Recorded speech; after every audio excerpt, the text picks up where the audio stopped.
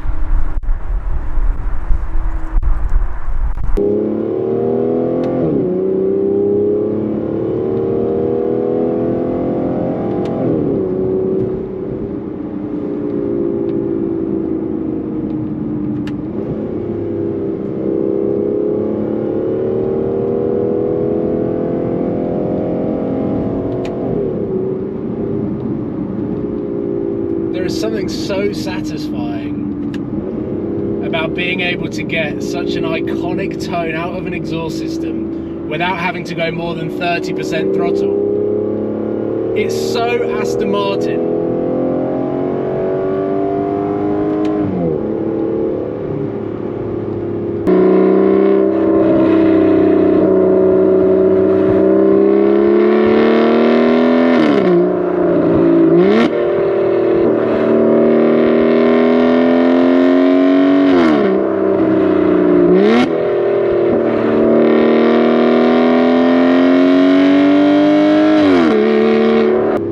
To listen to that beautiful tone without driving it like a hooligan, without treating this car like a race car, because this was the ultimate series for Aston Martin before the Valkyrie came out as the pinnacle of GT super sports cars. And to me, the Vanquish is the most iconic of all Aston Martins, because my first ever experience of desiring and lusting after an Aston Martin was going to see my first ever James Bond film, which was Die Another Day. Pierce Brosnan driving that Aston Martin Vanquish, drifting it across the ice, flipping off its roof, shooting missiles. To me, that shape is still tattooed on my heart as an Aston Martin I would one day love to own. So I've always followed the Vanquish journey from that previous generation up until a very similar looking car to what I'm driving today, but the S being the more refined, the more powerful, the better version throughout. Looking better from the outside, got more carbon fiber accents, and it's got a much more aggressive exhaust tone to it.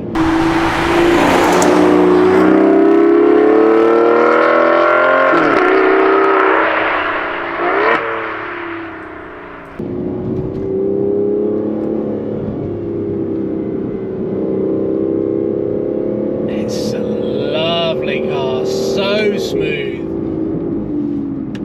The engine's beautiful, the gearbox is smooth. The early Vanquishes didn't have this smooth gearbox. Listen.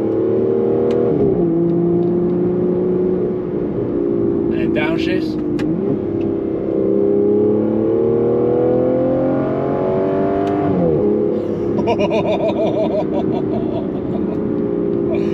This is one of those days where I woke up knowing what I was driving and could not wait to take my cameras off charge, get in the car and drive, because there is nothing that I would change about this car.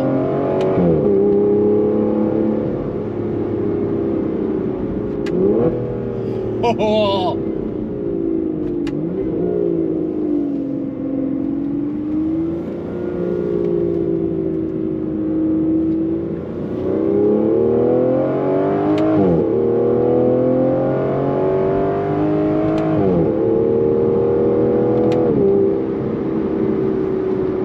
Fourth gear, 70 miles an hour. Not once did I go over 6,000 RPM.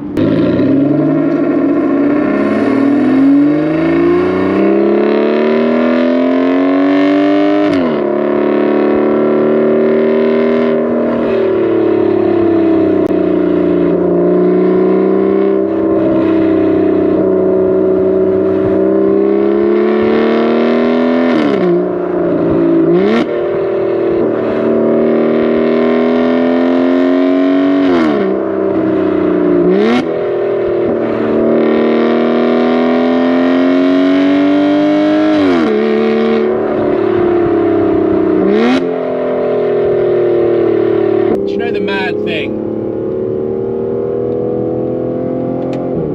is we can all confidently say there will never be a new car that comes out that sounds like this, and that's pretty sad. And I'm not going to go down the route of where Jeremy Clarkson went with that V12 Vantage in that Top Gear piece. I'm not going to go down that route, because Aston Martin produced the Valkyrie, which is a screaming V12, albeit about 3-4 million quid. This is 150 grand.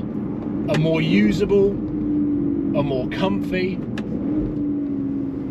a better road performing car, shall I say. The Valkyrie could easily go and win Le Mans, but you can't use all of the power on a road like this, and you definitely won't be able to get into the top of the rev range like you can in this car and enjoy all of the tones that this car and Aston Martin have produced to give the driver the ultimate driver experience. And you can get sportier cars, you can get more track focused cars, you can get lighter cars, you can get louder cars. I wouldn't want to go much louder than this.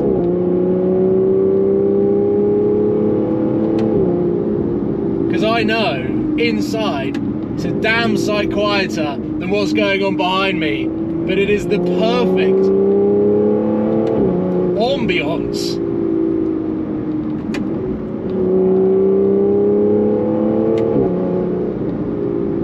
And I've had my fair share of experiences with Aston Martins. I love the brand, I love the cars they produce, I even love the AMG engines in their DBX and Vantage. I cannot wait to see the V12 Vantage, but we know that it's going to be twin turbo. It's not going to sound like this.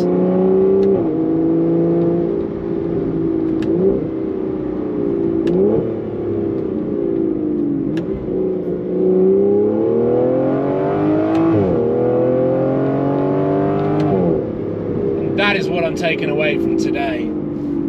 You spend 150 grand on one of the most beautiful and iconic Aston Martins in the history of the automotive world, and you will drive this car with a smile on your face and your heart pumping at 180 beats per minute every single time you pull a new gear or you're going downshift. Drive past people and just make their day. You're not annoying anyone, you're actually giving people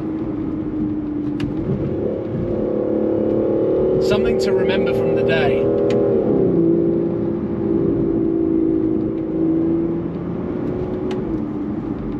It doesn't get much better than this. From a fuel economy point of view, it does. From every other point of view, it doesn't.